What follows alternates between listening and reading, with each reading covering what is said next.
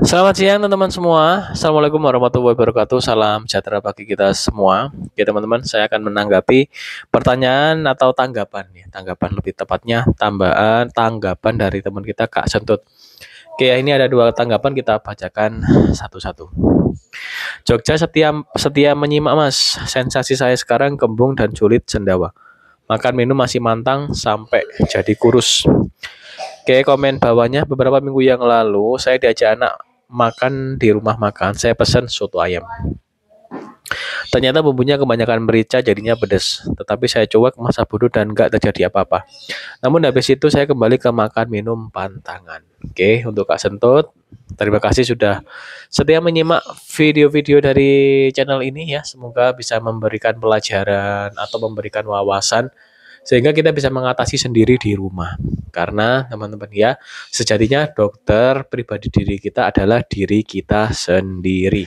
Jadi kita harus tetap semangat belajar, tetap semangat untuk menjaga kesehatan kita, menjaga badan kita ya selama istilahnya ya, waktu kita di sini ya. Istilahnya kan kontrak waktu kita di sini ya harus kita manfaatkan sebaik-baiknya gitu Kak Sentut dan teman-teman semua.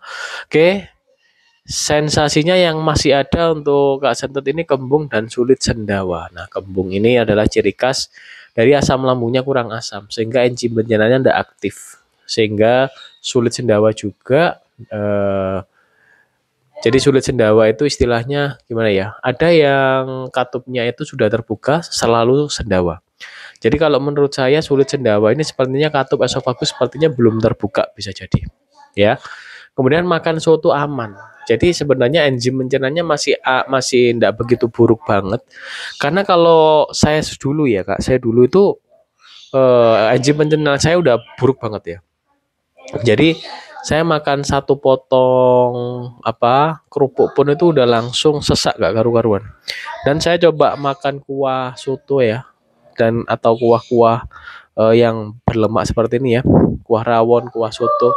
Wah itu Kak, itu langsung besesek gak karu-karuan dan istilahnya langsung lemes, rasanya sudah gak karu-karuan.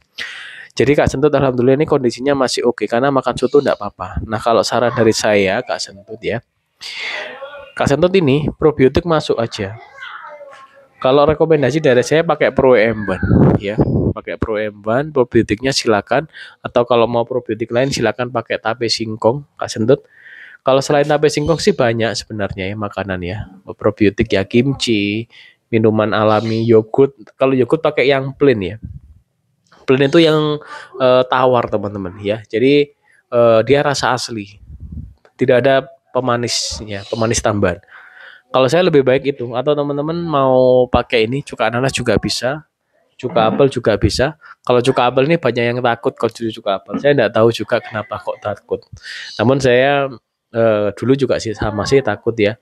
Namun kan ketakutan itu berdasar. Setelah kita pelajari ya dicoba lah ya. Maksudnya jangan sampai ketakutan terus karena biar kita cepat pulih gitu ya. Oke Kak Cento tetap bagus ini pantang makanan itu bagus. Kurus itu memang penyerapan nutrisi tidak maksimal sehingga kita umumnya mengalami penurunan berat badan. Saya dulu turun 10 kilo.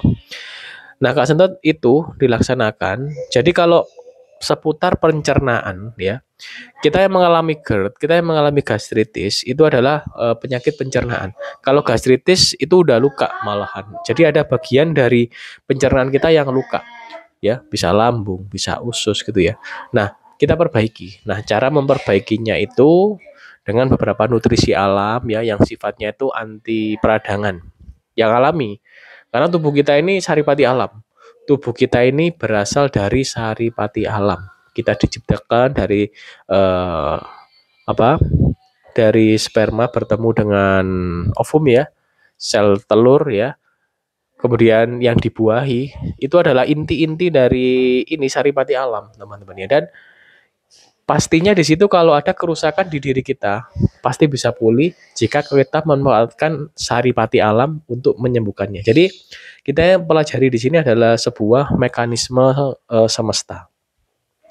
Oke, kemudian Kak Sentut, bakteri baik ini sudah eh, didahului sebenarnya oleh para leluhur kita Kak Sentut. Para leluhur kita ini sudah mendahului menggunakan probiotik. Cuka apel itu sudah ditemukan atau sudah dipakai mulai zaman era Romawi dulu. Dan di era apa Rasulullah ya, Nabi Muhammad Shallallahu Alaihi Wasallam itu juga sudah pakai cuka apel. Jadi ternyata udah lama. Nah, probiotik yang warisan Nusantara itu kan tape singkong. Itu juga sudah ratusan tahun juga. Jadi para nenek moyang kita ya dulu itu sudah menggunakan probiotik. Hanya saja di era-era sekarang ya, era-era ya kurang lebih di tahun-tahun inilah 2000-an. Itu probiotik itu sudah menjadi tidak begitu fokus untuk dikonsumsi. Fokus yang dikonsumsi itu lebih pada ke makanan kekinian. Makan makanan yang sifatnya itu mohon maaf ya, tinggi pengawet ya, kemudian bernatrium tinggi, pokoknya rasanya itu istimewa. Kemudian ini kadar seratnya minim ya. Jadi itu yang sangat-sangat umum sekali dan itu sudah menjamur di mana-mana. Nah, oleh karena itu kita kembali lagi nih dengan menggunakan beberapa ajaran dari nenek moyang kita untuk menggunakan probiotik untuk membantu pencernaan kita. Ingat ya, probiotik itu bukan obat. Probiotik itu adalah makanan dan minuman yang difermentasikan. Mengapa Kak kok harus difermentasi? Iya, biar mengeluarkan bakteri. Nah, bakteri itu bakteri baik, bukan bakteri buruk. Di tubuh kita ini penuh dengan bakteri, teman-teman ya. Bakteri ini membantu pencernaan kita. Karena teman-teman harus memahami bahwa tubuh kita ini adalah diciptakan dari beberapa saripati alam, teman-teman ya. Tubuh kita ini hidup, tubuh kita ini selaras dengan alam. Jadi kalau ada semisal keluhan atau kerusakan, selaraskan saja dengan alam, pasti akan pulih. Malah nanti kalau terkena yang sifatnya kimia, itu terkadang itu rentan akan kerusakan. Bisa sih pulih ya. Dalam jangka waktu pendek itu yang unsur kimianya oke, ya semisal obat kimia oke. Namun yang tidak oke itu untuk konsumsi jangka panjang. Itu tidak oke. Kenapa? Tubuh kita ini biasanya ini akan ada istilahnya ini efek sampingnya. Oleh karena itu teman-teman ya, teman-teman amati beberapa obat-obat kimia yang sekarang udah sangat umum, itu selalu ada efek samping. Efek samping konsultasikan dulu. Efek samping hentikan pemakaian jika terjadi efek samping. Efek samping selalu ada efek samping. Karena apa? Itu dari bahan-bahan yang bukan alami. Jadi itu sudah melalui beberapa proses penelitian sehingga memang bisa digunakan, bisa. Dan memang reaksinya tuh lebih cepat yang sifatnya kimia. Kalau yang sifatnya alami dia berproses. Oleh karena itu, kalau pemulihan lambung secara alami, itu teman-teman harus sabar. Karena kita selaras dengan alam. Menyatu dengan alam, berjemur, jalan kaki, grounding, teman-teman ya.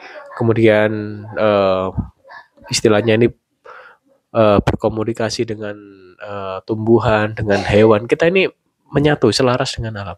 Di situ energi kita nanti akan lebih bagus lagi gitu ya. Sehingga yang ada keluhan seputar lambung ya khususnya itu akan mereda gitu ya. Sehingga nanti bisa pulih ya.